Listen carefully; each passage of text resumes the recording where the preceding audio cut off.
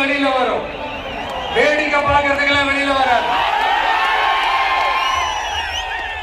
வேட்டையில கூட உயிரோடு இருக்கிற மிருகங்களை தான் வேட்டையாடும். அதுலயும் பெரும்பாலும் தன்னை விட பெரிய சைஸ் உள்ள மிருகங்களை தான் குறி வச்சு தாக்கும்.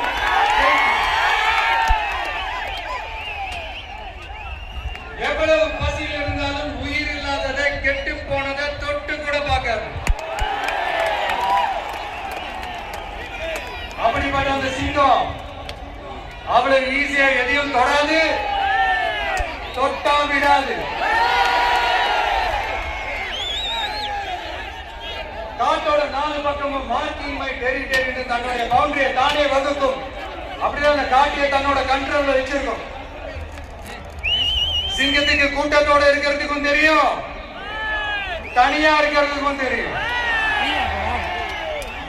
அப்படியே தனியா வரணும்னு நினைச்சாலும் அஞ்சாம அலட்டிக்காம சும்மா கெட்டா தனியா வந்து அத்தனை பேருக்கும் தண்ணி காட்டும்.